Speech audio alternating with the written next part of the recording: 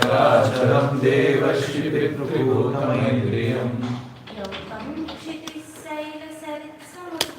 यौगं क्षितिशैलसरित्समुद्रा द्वीपारहर्षेष्यविधेय एकः Charayujam, one born from a womb. Svedajam, one born from perspiration. Andaja, one born from an egg.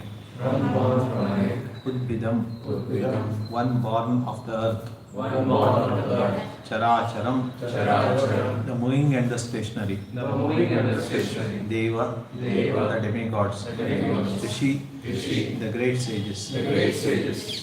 Pitra, the inhabitants of Pitraloka. Bhutam, the material elements, air, fire, water and earth. Aindriyam, all the senses. Yahu, the higher planetary systems. Kham, the sky. Kshitihi, the earthly planets. Shaila, the hills and the mountains. Sarit, the rivers. Samudra, the oceans. Dvipa, the islands. Graharsha, the stars and planets. Iti, thus. Abhideyaha, to be variously named. Ekaha, one. Translation. My dear Lord, you manifest your different energies in countless forms as living entities born from the wombs, from the eggs and from perspiration, as plants and trees that grow out of the earth, as all living entities both moving and standing, including the demigods, the learned sages, the pitas, and as outer space, as the higher planetary systems containing the heavenly planets, and as the planet Earth with its hills, rivers, seas, oceans and islands. Indeed, all the stars and planets are simply manifestations of your different energies, but originally you are one without a second. Therefore, there is nothing beyond you. The entire cosmic manifestation is therefore not false, but is simply a temporary manifestation of your inconceivable energy. Purport. This verse completely rejects the theory of Brahma Satyam Jagat Mithya, which states that spirit or Brahman is real, whereas the manifested material world with its great variety of things is false. Nothing is false. One thing may be permanent and another temporary, but both the permanent and the temporary are facts. For example, if someone becomes angry for a certain period, no one can say that his anger is false. It is simply temporary. Everything we experience in our daily lives is of the same character. It is temporary but real. The different kinds of living entities coming from various sources are very clearly described in this verse. Some are born from a womb and some, like certain insects, from human perspiration. Others hatch from eggs and still others sprout from the earth. A living entity takes birth under different circumstances according to his past activities, karma. Although the body of the living entity is material, it is never false. No one will accept the argument that since a person's material body is false, murder has no repercussions. Our temporary bodies are given to us according to our karma, and we must remain in our bodies, in our given bodies, to enjoy the pains and pleasures of life. Our bodies cannot be false, they are only temporary. In other words, the energy of the Supreme Lord is as permanent as the Lord Himself, although His energy is sometimes manifest and sometimes not. As summarized in the Vedas, Sarvam Khalvidam Brahman, everything is Brahman. Om Adhyanathimirantasya Jnananjana Shalakaya Chakshurmilitam Yena Tasmai Shri Gurave Namaha. Sri Chaitanya Manobhishtam Sthapitam Yena Bhutale Swayam Rupa Kadamayam Dadati Supadantikam. Vandeham Shri Guru Shri Yatapada Kamalam Shri Guru Vaishnavamsya Shri Rupam Sarvajatam Sahagana Raghunathan Vitam Tam Sajivam Sadvaitam Savadhutam Parijana Saitam Krishna Chaitanya Devam Shri Radha Krishna Padan Sahagana Lita Shri Vishakhan Vitamsya He Krishna Karuna Sindhu Dina Bandhu Jagatpate Gopesha Gopika Kanta Radha Kanta Namostate Tapta Kanchana Gaurangi Radhe Vrindavaneshwari Rishabhanu Sute Devi Pranamami Prithvi पांचाकल्पतरुभ्यश्च कृपा सिन्धुभ्य एव च पतितानां पावनेभ्यो वैष्णवेभ्यो नमो नमः। श्री कृष्ण चैतन्य प्रभु नित्यानंद श्री अद्वैत गदाधर शिवासादि गौरभक्तवृंद। हरे कृष्णा कृष्ण कृष्ण हरे हरे, हरे Ram Ram Ram Hare Hare. Hare Krishna. So this is the fifth canto, and the residents of Jambudvipa are offering prayers to the different forms of the Lord, whichever form they worship in their Dvipa primarily. Actually, there is no difference in the different forms of the Lord. Prabhupada speaks in one Radhashtami lecture. He tells about Bankim Chandra Chatterjee. So he wrote a book in which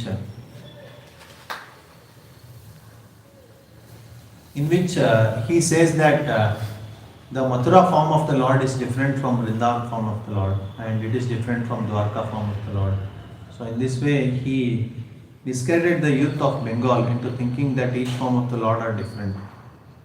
So Prabhupada mentions that that is not the right thing. Actually, all the forms of Lord are equally potent. So, just that they manifest certain special features. Just like you say, silk cloth, or white cloth, or saffron cloth. You cannot separate the saffron from the cloth, can you? If you say cotton cloth, can you separate the cotton from the cloth? It is just a description of the cloth, some special feature of the cloth that we are describing to make it more understanding. Similarly, when we say Krishna, Vamana, Narasimha, Rama, Varaha, the different forms, Narayana, they are certain special features that describe the Lord as special. They are not different forms of the Lord or different tattvas altogether. They are all the Supreme Personality of God. That is one point we should understand in this regard. So here we are discussing about Lord Kurmadeva, and Aryama is along with his followers are praying to the Supreme Lord. He describes that Lord is moving in water, but we cannot catch him. He is moving around everywhere. Nobody can catch him. How can you? It's the Supreme Lord. So he manifests the entire creation whenever he wants. He shelters the creation, and whenever it is not required, he destroys it. So the Supreme Lord is Swarat, supremely independent. Nobody can be independent like the Supreme Lord. Every other living entity has some minute independence. Minute independence means we can decide whether to obey the order of God or to not obey the order. That's all. We can decide. We cannot obey or disobey His orders. To obey or disobey requires His sanction, His facilities, His arrangements. We only have the minute independence to decide whether to obey or not. After that, all the facilities are arranged by Him. So He creates the material situation, the different species of life, in order to facilitate our desire to respect Him or not respect Him. So that is the point here. Lord acts through His different energies and creates. That is what is discussed here. So, Parasya Shaktir Vividaiva Shvete Swabhaviki Jnana Palapriyacha. It is mentioned in Shvetashvara Upanishad that Supreme Lord has many energies, and through these energies the action is going on naturally without any great effort. It's not that Supreme Lord has to create this world and get tired and take rest. There is this Christian idea that Lord created the world in 6 days, and in the 7th day He took rest. That is why the 7th day is Sunday, where we all take rest. So, Lord creates in such a way that He is not at all tired. His energy is just act, and the Lord is enjoying with His devotees in His spiritual world. So the energies act on their own. Just like a rich man, he doesn't have to work. All he has to do is order, and servants do all the work. Right? So similarly, the Lord, He wills or desires and all His energies do the work. That is the understanding we have here. So, the Lord's energies do different actions. The action of creation, maintenance and destruction. Practically speaking, this creation, maintenance and destruction is happening at every moment.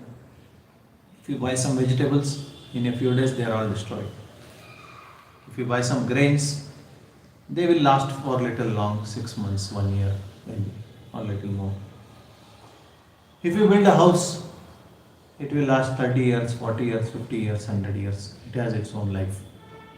Similarly, this whole material world, one day it will be finished. So, every moment we can see these things, and the energy of Lord is making these changes. The change of creation, the change of the act of maintenance, and the change to destruction. It's all managed by the energies of the Supreme Lord. Now, Prabhupada is addressing in the purport about impersonalism, the Mayavada philosophy, which says that Brahma Satya Jagat Mithya. So their idea is that Brahma, Parabrahma, absolute truth doesn't change. Okay, it is given, there is Shruti Pramana also for that absolute truth doesn't change, it remains fixed. Now, then what is this material world? So many changes are happening at every moment, so many things are happening. So how to define that? So what they come up with the idea is that Brahma Satya Jagat Mithya. This world is false. Sarvam Khalu Idam Brahman. It's all Brahman only. It's all absolute truth. Just that under illusion we are thinking it. So this concept of Mithya has to be properly understood. Here purport Prabhupada mentions that Mithya is false. Material world is false. But Mayavadis will not agree with that. They will not say that we are telling the world as false. So this, what is the concept of Mithya? Suppose you are going in the night somewhere and suddenly you find that there is some snake. You get afraid. But if you look for a moment, then you will realize that it was just a rope. It was not a snake, it was just a rope. Similarly, you are going on the seashore and you find something shining, you will think that it's silver and go running towards it. When you go running towards it, after you go near, you will find that it was just a seashell. It was not silver. So, what the Mayavadis argue is that there are three things, Satta Traividya. What are the three things? One is truth, absolute truth. Okay, that is Brahma, Parabrahma, that is truth. One is false, Asat. What is Asat? Shashavishana, the horns on the hair, or Naravishana, horns on the head of a human being. Do human beings have horns? So it's completely false. So there is one absolute truth, complete truth, Brahman. There is something completely false, like horns on the human being. Now there is a third state according to them, called Mithya. Mithya means it is not there but it perceives to be there. Like the snake in the rope. Snake in the rope was not there, but for our perception it appeared. Now Pratyaksha is a pramana. You cannot say which are the three pramanas? Pratyaksha, Anumana, Shabda. Shabda. So Pratyaksha is a pramana. So according to Pratyaksha, snake is seen. According to Pratyaksha, the silver is seen. So you cannot dismiss it as saying that silver is not there. At the same time, you cannot say that it is there because you cannot do anything with that seashell. Similarly, that rope will not harm you. So this is something different from truth and reality. That is why it is mithya. That is the definition. We should be clear about it when we are facing these people, what their understanding is. And Vyasatirtha actually did an extraordinarily great contribution. Before his appearance, the Mayavadi ideas were scattered everywhere. Shankaracharya had many different disciples. He had Padmapada, he had Sureshwara, he had many other disciples. Each of them gave a different definition of what mithya is.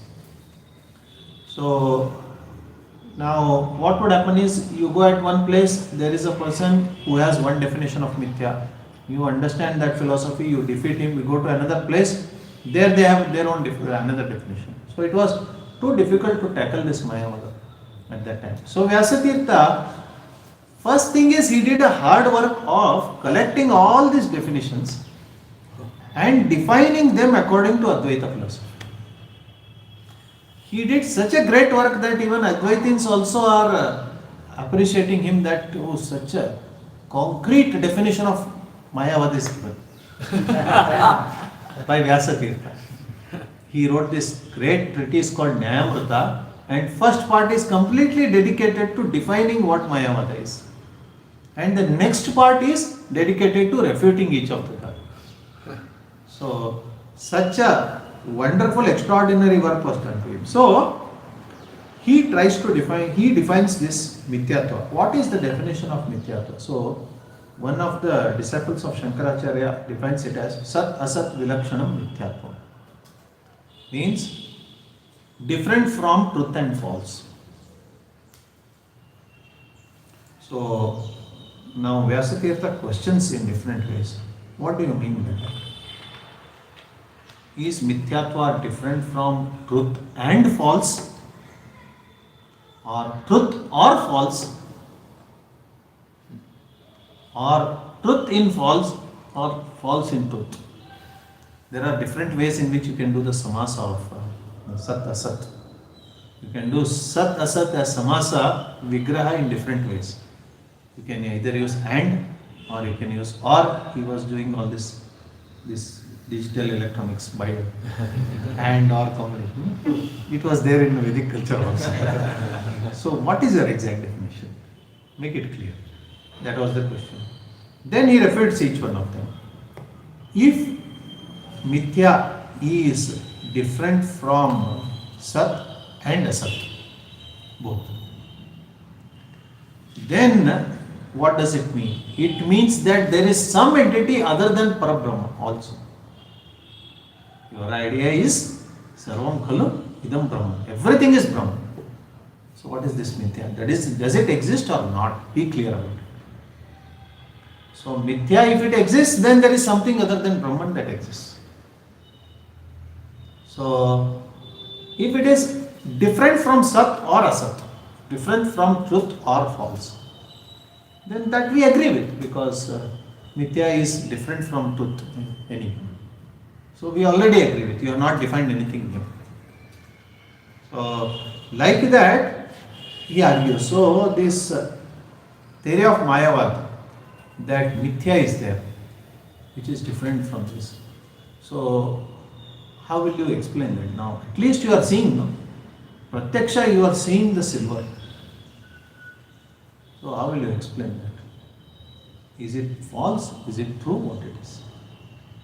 Anyone would like to give that thought? You go to a beach, you see something shining, it is perceived as silver for you. You go running that I got silver. After you go near, what happens is, you will understand, oh, it's just a shell. Similarly, you are seeing bananas, you are seeing mangoes, you are seeing apples, you are seeing big buildings, you are seeing the Apple iPhone, you are seeing so many things around you. One day you will realize it is just Brahma. So there is Badha Nivritti. The knowledge of silver will have one obstacle someday. When you go near, there will be an obstacle to that knowledge of silver, you will understand it's a shell. Similarly, by gaining knowledge, you will understand it's all Brahma and these things don't exist. This is the theory of Maya. Clear? So now, what is the problem with this? You are seeing the silver, and that is why they are saying it is mithya. So, do you believe mithya exists? What is the problem? What do you all think? Try. Question is understood? Can somebody try? The question can repeat. You see, you go to a beach, you see something shining you will understand that it is silver. You go running to it, you come near, you will understand it was just a shell. This is the only story. All the philosophy is built only on this. Okay, story. Now, when you are seeing it as silver, you are seeing it as silver. So, Pratyaksha Pramana is telling you, Pramana means it is truth. Pratyaksha Pramana is telling you that it is silver. Then later on, you got better knowledge that it was shell. So now, is it right or is it wrong? Is it true or it is false? Mayavadis say it is mithya, it is neither true nor false because you are seeing it. You don't see the horns on the head of a man, but you see this silver. So it is mithya, it is a third entity. It means that silver exists somewhere, but it's not there. But somewhere it exists in reality. That we agree. Silver exists somewhere. Now this thing what I am seeing, is it true or is it false or is it mithya? It is true for time being. That's what they say. True for the timing. That is mithya.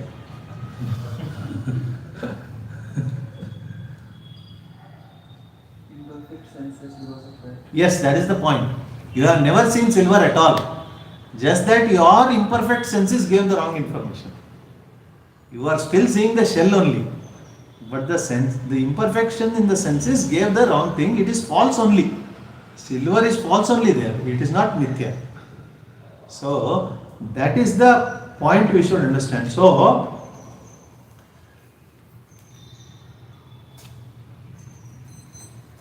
the truth is that shell is there. Okay. Now, one more question he asks is that, okay, silver is aropita, means on the shell.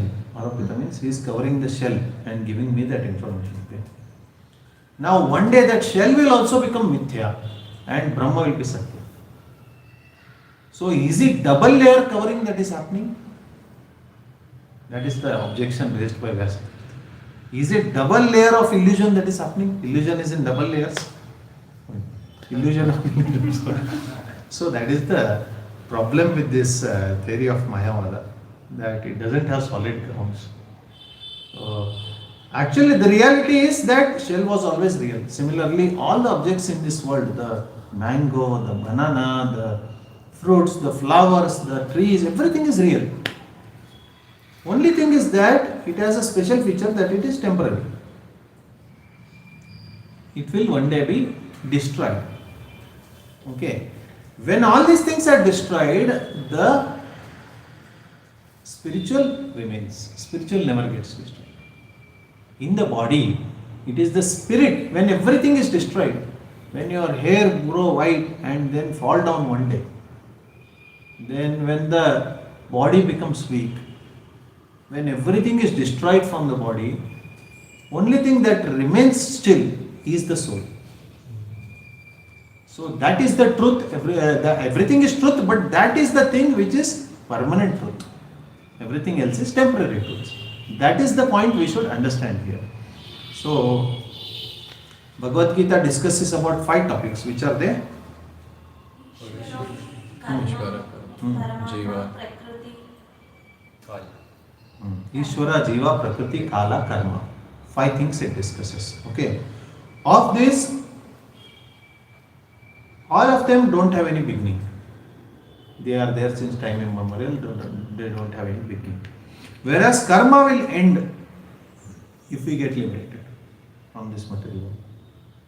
So, and even individual karmas also keep ending.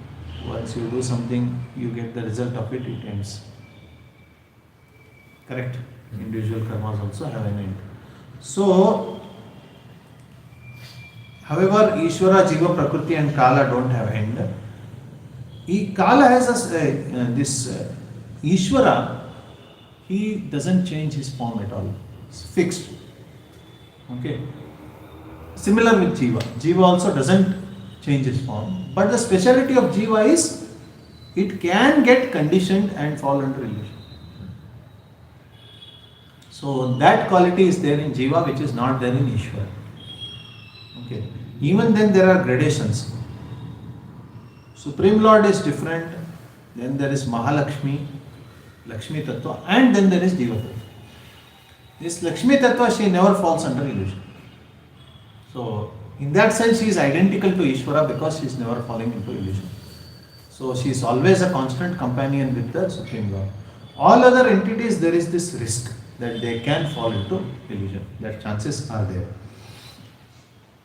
So Prakriti sometimes manifests, sometimes doesn't manifest.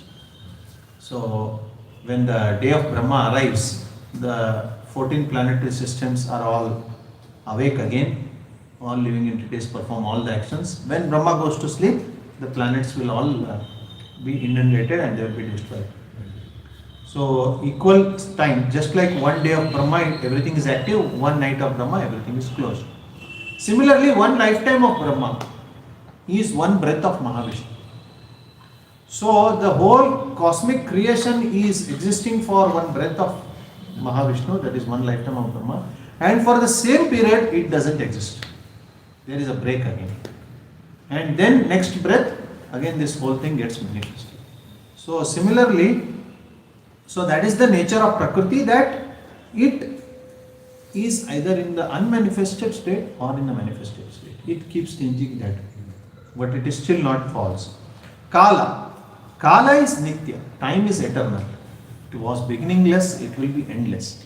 But there are upadhis of Kala, designations, like 1 hour, 2 hours, 8 am, 9 am, 2025, 2026.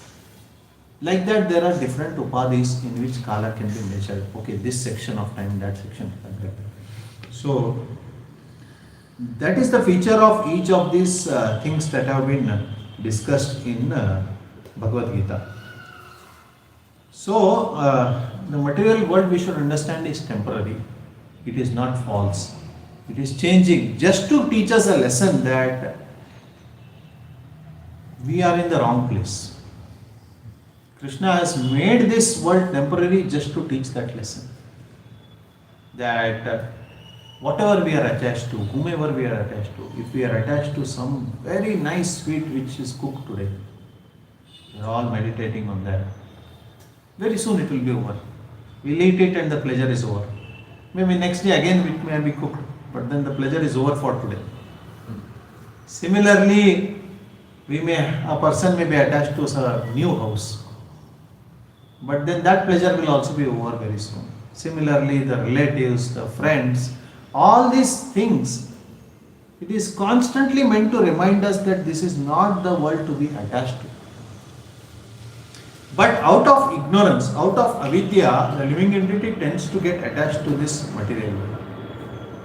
So the Mayavadi theory is that Brahma is one. Avidya is making us perceive that it is many. Ignorance is making us perceive that it is many. Just like a seed is kept in water, it gets fat, then it sprouts, and then tree comes out, and then other seeds come out. This whole transformation happens, right? So similarly, Parabrahma is one by the influence of avidya. So, but then what are we saying? That Parabrahma is influenced by avidya into creating different forms. So, or Parabrahma is influencing us, they say. No, Parabrahma is avidya is influencing us. That is why we feel this thing. If avidya is influencing us, then are we different from Parabrahma? And is avidya different from Parabrahma? Everything is one, right? Sarvam Khalu Idam Brahman. Everything is absolute truth. So avidya cannot be different. So all these questions are there, which makes this theory on very loose grounds. But if we understand that the Jiva and Paramatma are different, then it makes it very easy that Jivatma has a capacity to fall under the influence of avidya. And because of influence of avidya, it creates hundreds of designations, upadhis for itself. And all these upadhis are temporary, they will end one day.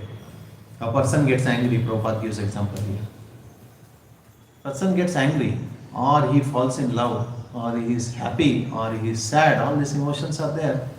They are indeed real.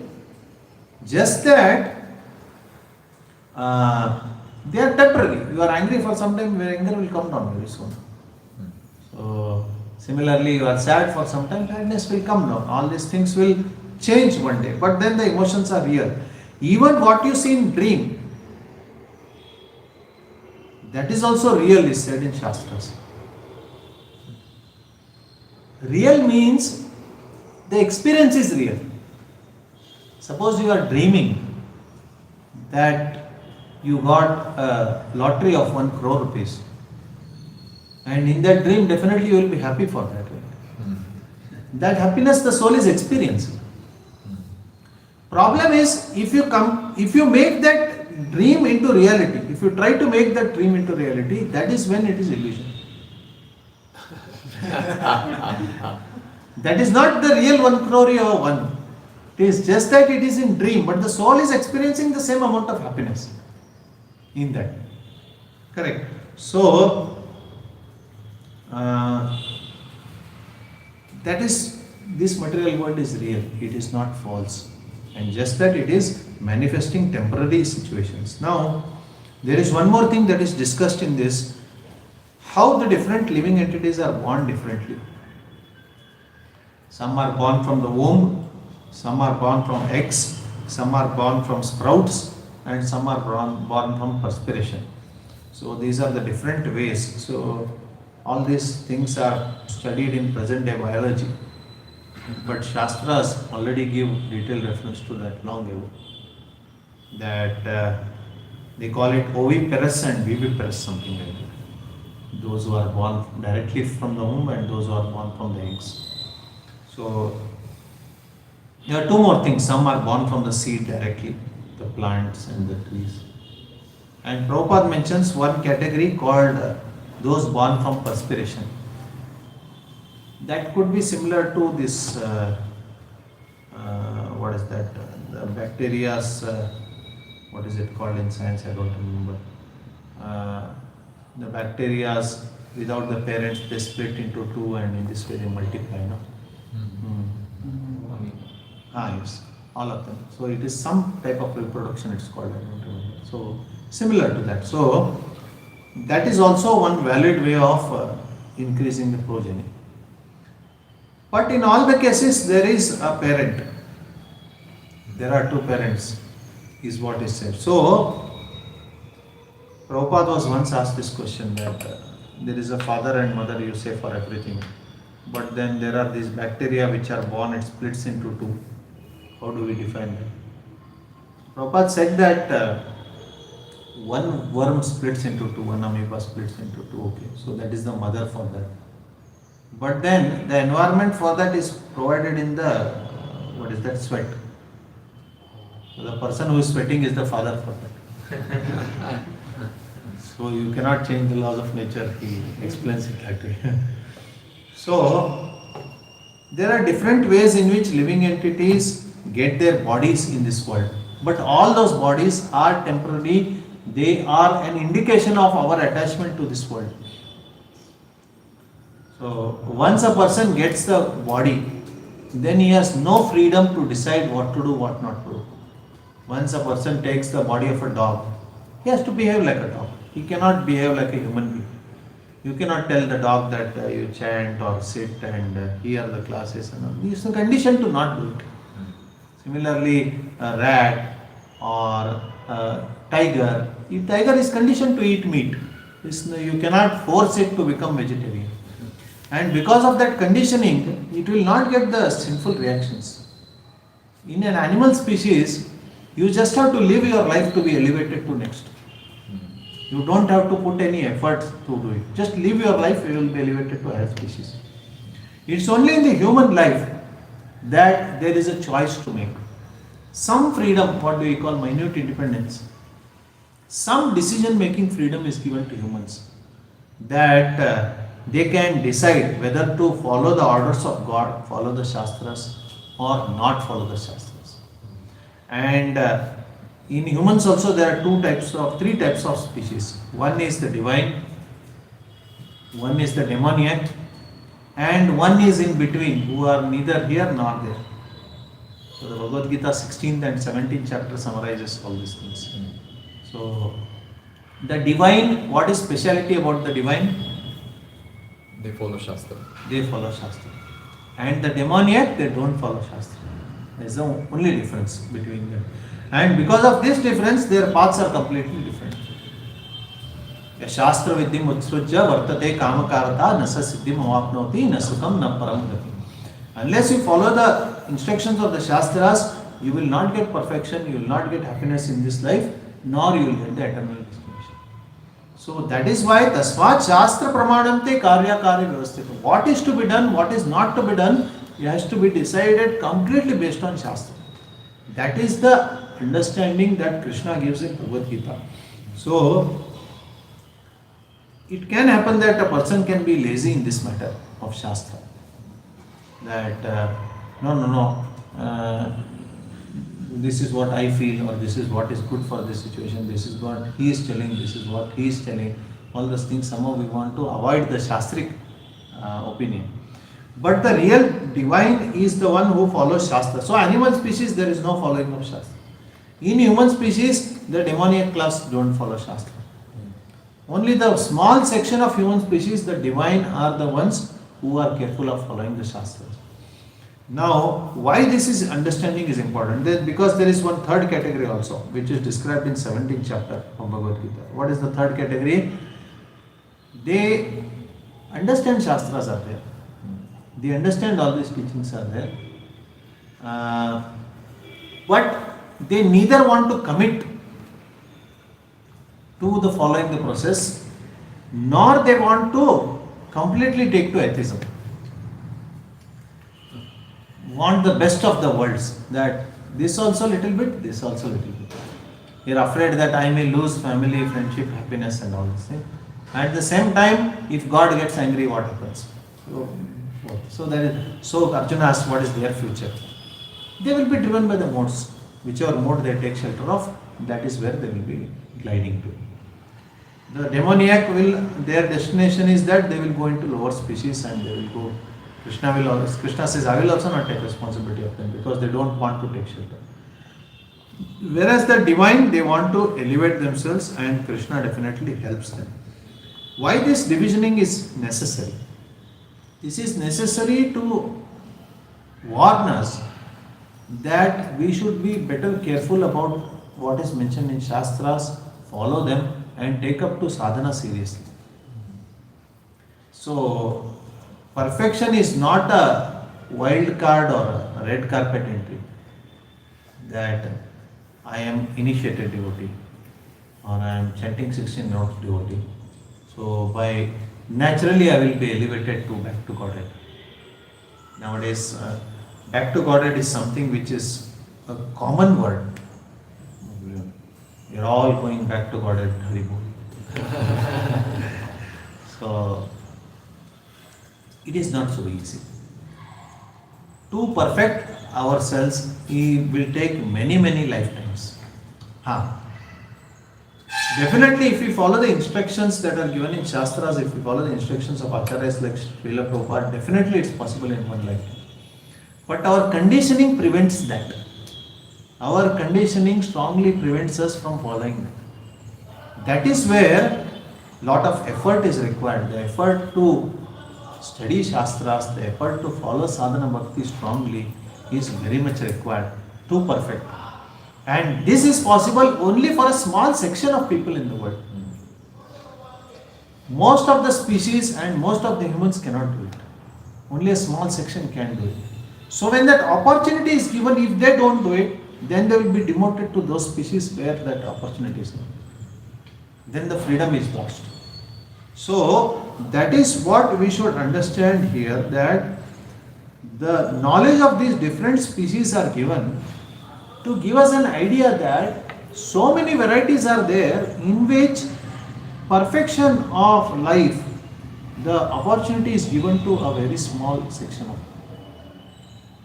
And those small section whom the opportunity is given, if they don't utilize it properly, then they will miss that chance. So constantly Shastras, by giving different examples, by doing different ways, it is trying to remind us of this one message.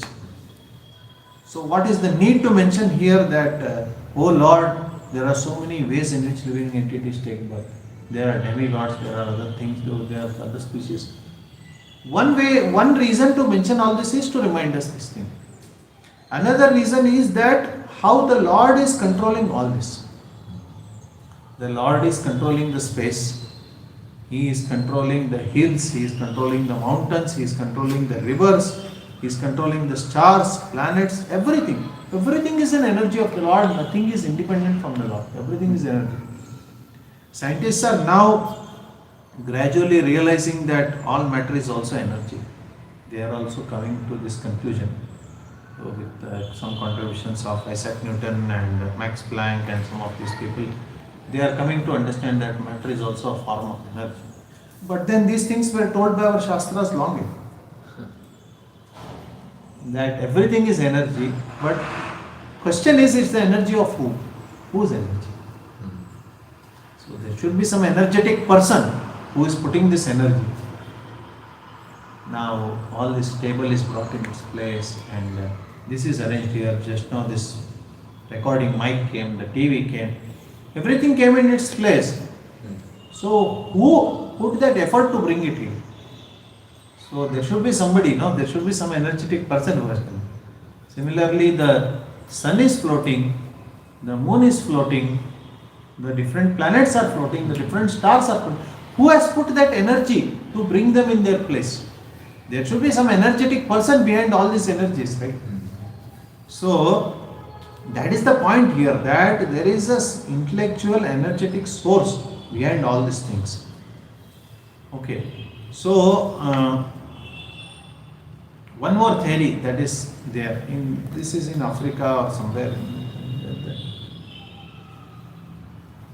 Okay, the world is created by God, we agree.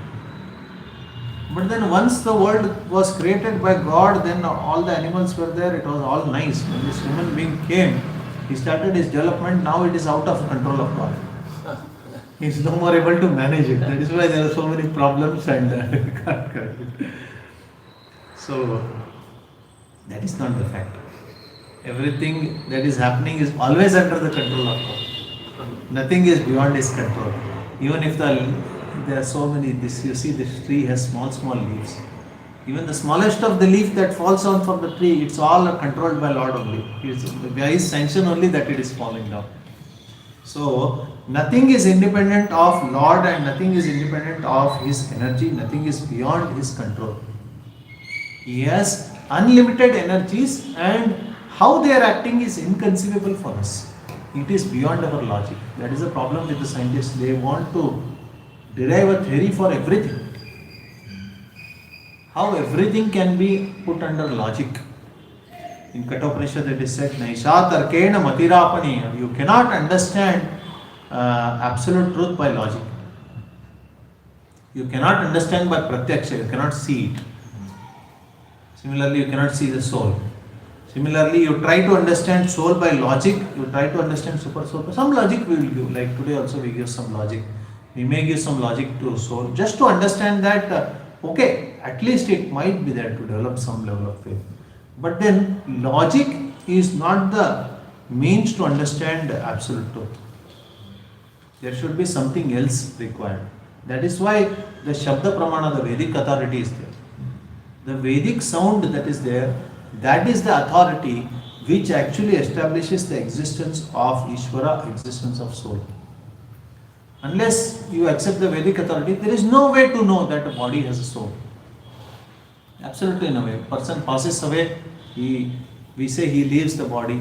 But then there is no way, just by scientific analysis, to know that such a passing away has happened and he has taken another body. People who have passed away from our lives, we say that based on our faith in Shastras that he has taken birth anywhere.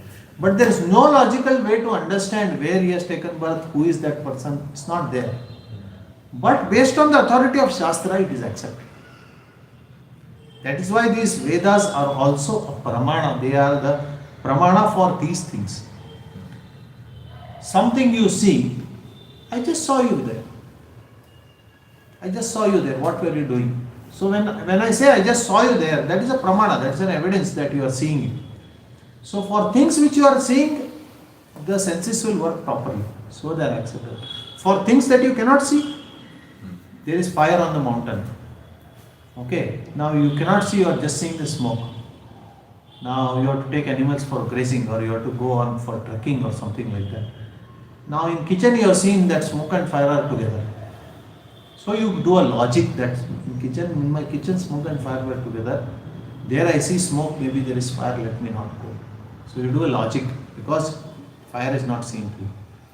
Now similarly, the whole scientific theory of Hubble's constant and what is beyond the solar system, lot of things is based on logic. Correct? Because they are not able to perceive it. Now there are some things which can be beyond logic also. The absolute truth cannot be conceived even with logic. For that, Shastra is the problem. So that we accept the Shastra as pramana to know things which we cannot understand ordinarily. So these Shastras tell about the Supreme Absolute Truth. Those who follow the instructions of Shastras, they are divine, they will progress spiritually. And those who disregard the Shastric injunctions, it is again a fall down, it will be difficult for them. So these are some of the things that we understand from the discussion today. Because going forward, there will be some hints given to how different sages have given different Shastras and different philosophies. That will be discussed going forward. So any comments on this, any questions? Yes. But you said that 84 lakh species, no? I had this question, that based on what this 4 lakh human beings have been categorized? जलजानवलक्षानि स्थावरवलक्षविंशति कृमियो रुद्रसंख्याख्यो पक्षिणां दशलक्षणं वृक्षां त्रिंशलक्षानि पार्श्वा चतुष्लक्षस्य Manav. So in that 4 lakh varieties of human beings.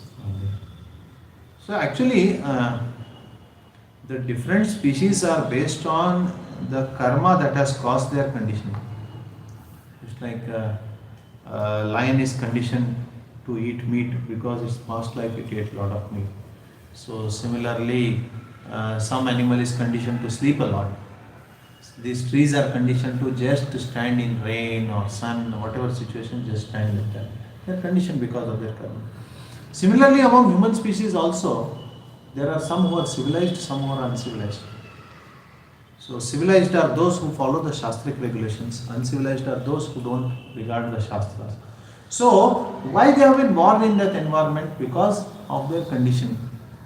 Because of their karma that they did not regard the Shastras, that they are born in that. So similarly, then there are heavenly bodies also, the denizens of heaven. So they are some different species because they have a different set of karmas, different set of punya due to which their birth is there. So there also it's not just one type of thing.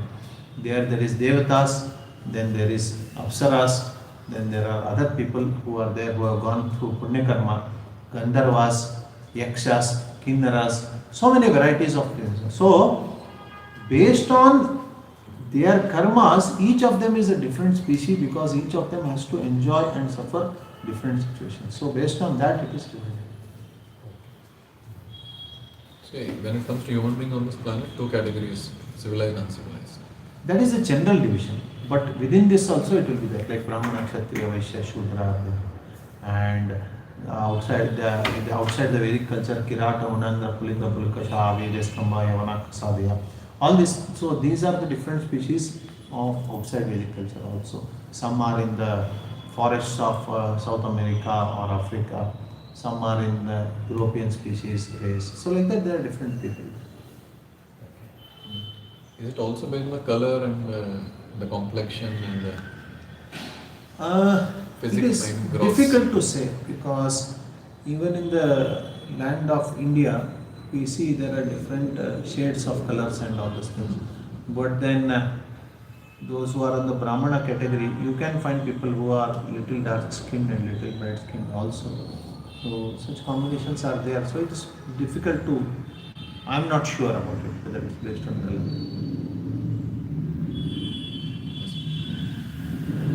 Yes. Thank you for the nice class. You mentioned this point regarding the soul experiencing happiness even in dreams and all. So also that is also like we say that whatever happiness and distress we experience is part of our karma. Yes, That means yes. dreams also we are experiencing. Yeah, you see, there are some things, some incidents that are not that you are supposed to experience. But then physically it is not happening in your life. It will happen in dreams.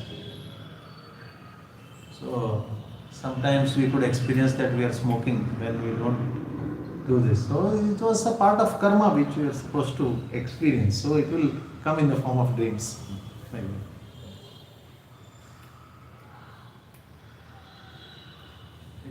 Yes. But But you have mentioned like Lord and Lord like the man energies, like Lakshmi, they will fall not, they will not fall into the religion.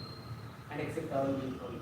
So like the one who attended the like marginal energy, the one who perfectly displayed that so what about this? Because No. They have a potential to fall. The living entities other than Mahalakshmi have a potential to fall. But the liberated souls, they don't fall. They are a part of the internal energy of the Lord, they don't fall. But then the categorization is done in such a way that they are different from Mahalakshmi, who is the dearmost companion. She is Anapayini, she is dearmost companion of the Lord. So to differentiate between them and her, it is mentioned.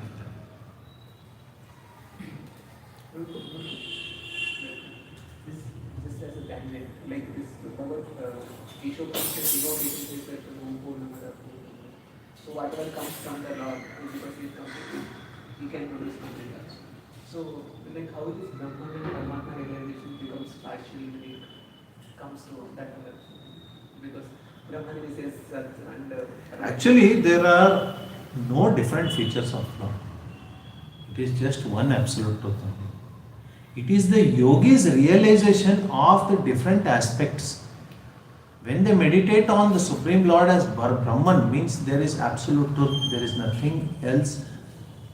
This is the most absolute. It doesn't change any form. When you realize that, you are still not aware that that absolute truth is blissful. It is performing leelas. You are still not aware of it. So it is there different levels of realization of the same absolute. Yes, please. Bhagavad Gita chapter 2, verse 24 is meant Achyatya and Padavya, Aklete Shushe, Nityagatan, Achala. Achala and Sanatana. So Achala means it's immovable. So it's spirits of Moving capacity.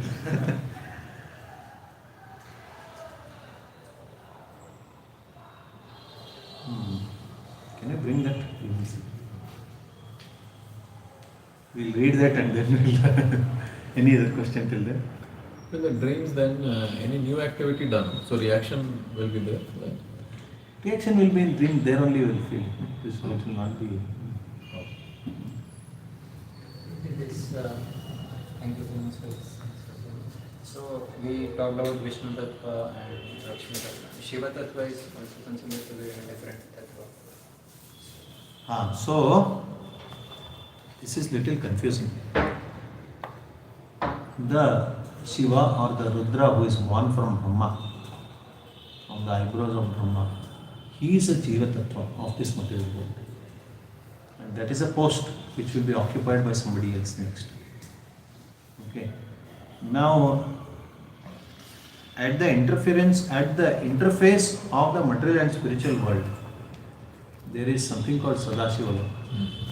Correct. Now, I told you before that all the names, actually all the different names like Mahesha or Indra, they first refer to the Supreme Lord and then they refer to the individual devatas. Correct. So, that is why when you say Indra, actually is the Supreme Lord who is the greatest Indra. Even when Indra was not born, he was there. But he has awarded this name to Indra because of his position as the master of Swargaloka. He has allowed him to use that name. Similarly, Shiva is auspicious. Supreme Lord has allowed the Shiva of the material world to use that name. Kirtena Murdane Ditena Shiva Shiva Bhut. It is mentioned in 3rd canto by Kapila Deva that when he was born, he was a Shiva because he was born out of anger of Brahma. So he was inauspicious. But when the Charnamrita of Vishnu fell on his head, he became auspicious. He became Shiva. The Ashiva became Shiva when the Chanamrita fell on his head. So it's mentioned in the third canto, Kapil Deva's instructions to Devhuti. Now, this is the Shiva of the material world whom the Lord has given permission to use the name. The Sadashiva of the spiritual world is actually Vishnu, who is the original Shiva. Okay, he is the original auspicious, who he is at the interference, and that is the different tattva. That is Vishnu tattva. So that Shiva of this material world is a Jiva. Yes. Then the consort Durga, we tell that she is the controller of the monster. She is also Jiva tattva. It will also, her position will also be replaced. And is there a difference between Maya and Durga? So, all these are energies of Mahalakshmi Devi or Radharani. Okay, these are all different energies. Now, when Supreme Lord comes as Ramachandra, then she comes as Sita. When he comes as Narsimha, she comes as Lakshmi. When he comes as Krishna in Dwarka, she comes as Rukmini. When he goes to Vrindavan, she manifests as Radha. So there also the different forms that are manifested, they are not different from each other. They are manifested to just like this. I gave the example of cotton cloth to tell you about the different avatars, right? Similarly, you have to understand the different forms of Radha also. They are like that. Okay. Now, in this material world, the Stri Shakti is coming from the Supreme only, from the topmost Shakti, that is Radha or Mahalakshmi only. It's coming from them. But then, that Shakti is a reflection of the original. It's the reflection of the original Shakti that is there in the spiritual world. It's not the same Shakti of Lakshmi. So that is the understanding. So, Prabhuji, Shambhu is different, no? Compared to Rudra. Yes, so that is from the spiritual world.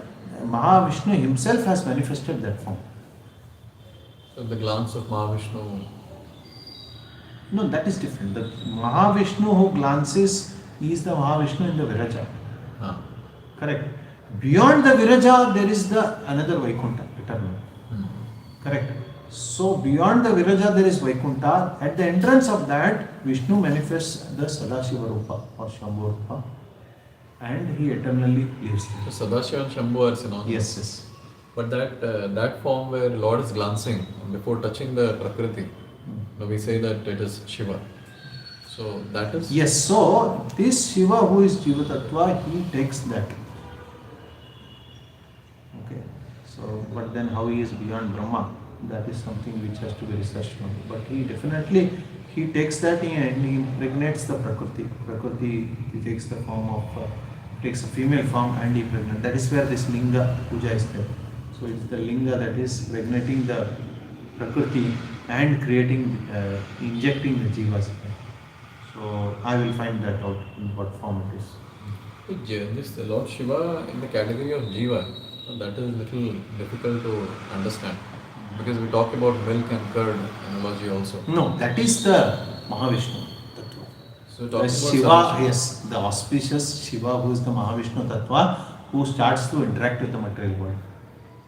That is the first interface with the material world. So that is the Mahavishnu Tattva, which is the Kshiram Dagi Yathadadi Vikara So Vishesha. that way. Yes, yes. So these Rudras are meant for annihilation. Yes. So that is their seva. Yes, yes. And some other services like giving direction to the ghostly spirits and controlling the mind. So many services. So out of those 11 Rudras, one is Shiva, no? The first. First.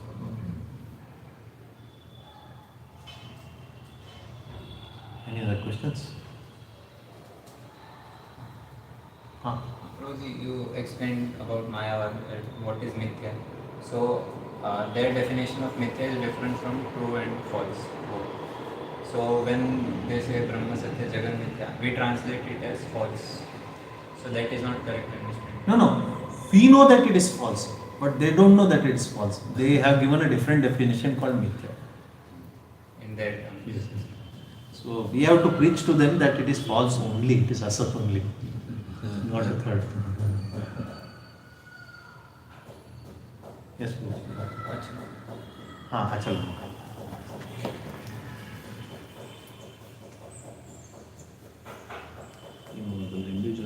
unbreakable, insoluble, and can be neither burnt or dry. He is everlasting, present everywhere, unchangeable, immovable, and eternally the same.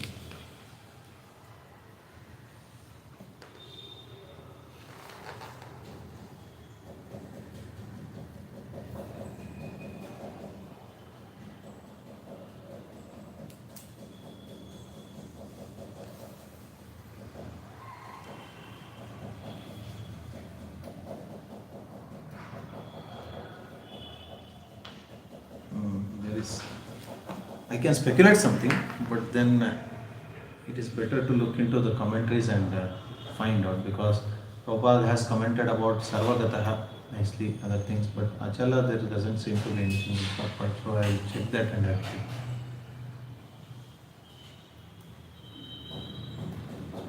Anything else? पंचाकल्पतरुभ्यश्च कृपासिन्धुभ्यश्च च पतितानां पावनेभ्यो वैष्णवेभ्यो नमो नमः। अनंत कोटि वैष्णव वृंद की जय, श्रील प्रभुपाद की जय। हरे Krishna. Thank you. Hare Krishna.